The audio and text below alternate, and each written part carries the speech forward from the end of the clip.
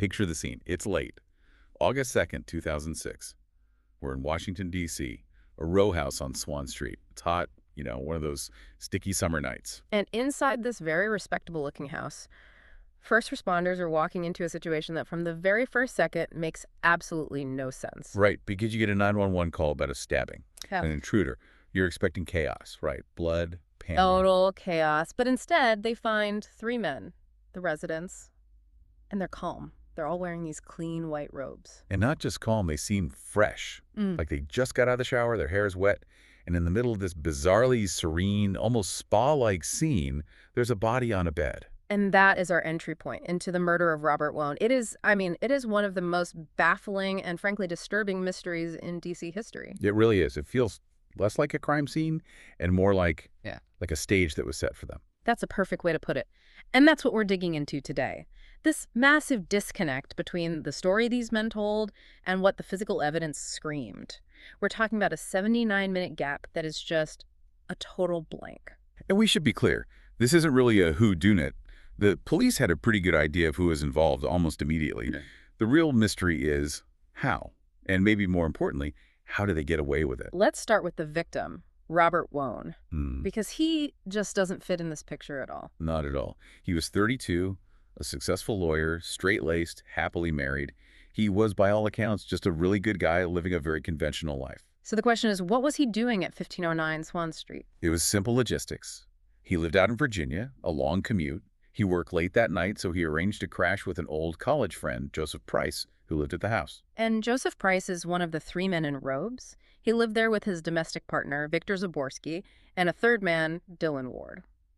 The household dynamic was, well, it was a polyamorous relationship, a throuple, something very different from Robert's world. Right. So Robert gets there around 10:30 at night. He has a glass of water with Price and Ward.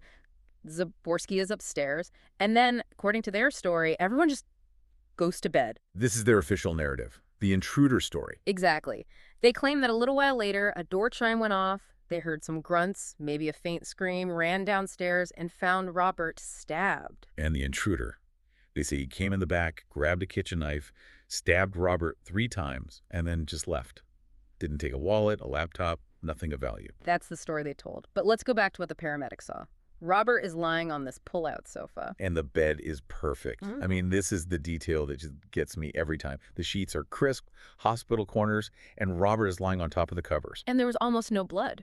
How? He was stabbed 3 times. How is there no blood? That is the central glaring question. One of the paramedics, Jeff Baker, said his abdomen looked like it had been wiped clean. He literally said it looked like Robert had been stabbed, showered, redressed, and placed in the bed. Wow. Stabbed, showered, and redressed. Now, to be fair, there is a medical counter-argument. It's possible he bled internally into his chest cavity, hemothorax. Okay. So some of that blood volume might not have been external, but still, it doesn't explain the wiped clean look. It doesn't explain the complete lack of blood spatter. Stabbing is a messy, violent act. This scene was sterile. Let's talk about the autopsy then, because the body itself tells a story that just blows the intruder theory to pieces. It really does.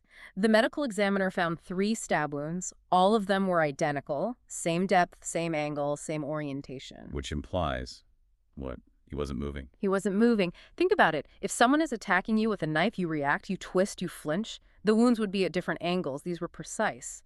And even more telling, 0 defensive wounds. He didn't even put his hands up to protect himself. Not a single scratch on his hands or arms. He just lay there.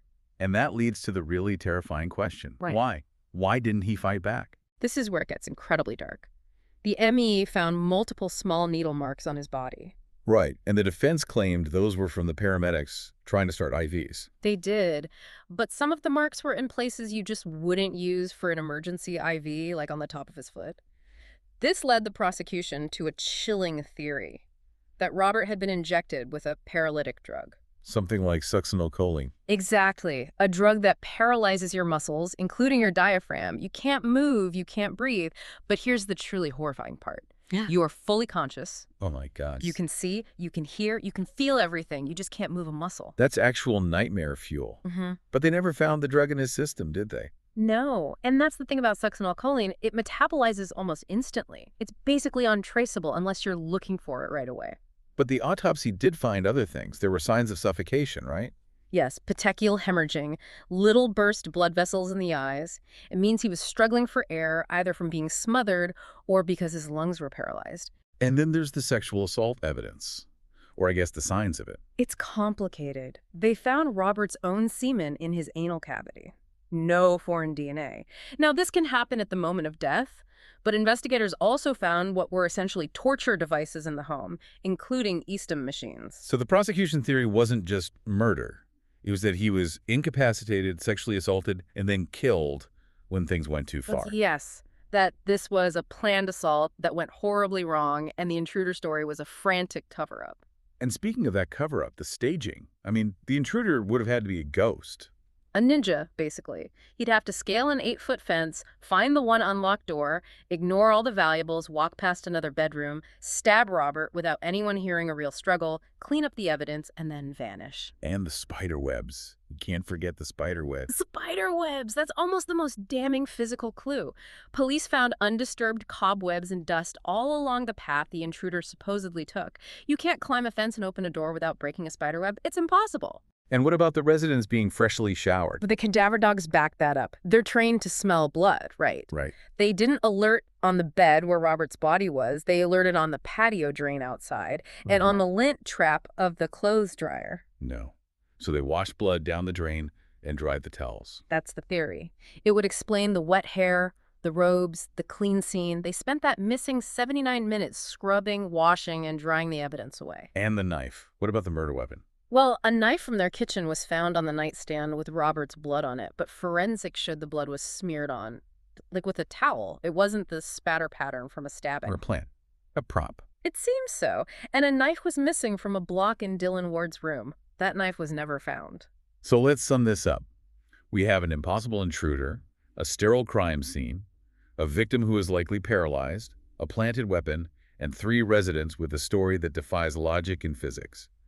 Why on earth was this not a conviction? Because of what the judge called the math problem. The math problem. It was a bench trial, so no jury, just the judge, Lynn Leibovitz. And she said, on the record, that she believed the intruder story was mathematically impossible. She did not believe them. But the prosecution couldn't prove who held the knife. Was it Price, Ward, Zaborski? One of them. 2, all 3. Without knowing who actually committed the murder, they couldn't bring a murder charge. So they charged them with the cover-up.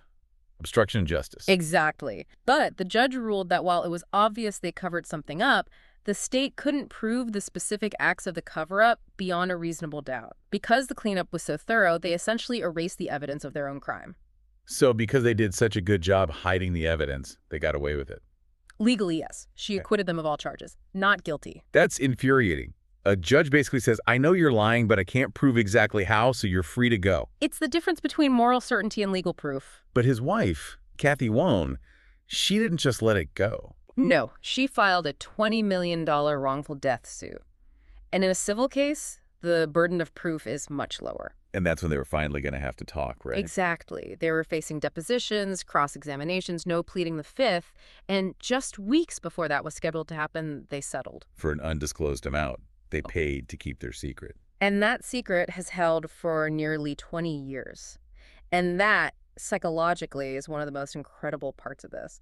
Usually someone talks, someone cracks to get a deal. But not here. They all held the line. Complete silence. They moved to Florida. Joseph Price and Dylan Ward even changed their names. They just moved on. The thing that I can't get past, the detail that's more chilling than the knife or the needle, is the shower. The shower? Yeah. I mean, just think about the sheer coldness of it. Your friend is dying or dead in the other room, and your first instinct isn't to call 911. It's to wash away the evidence, to put on a clean robe. It means their own self-preservation completely eclipsed any shred of humanity.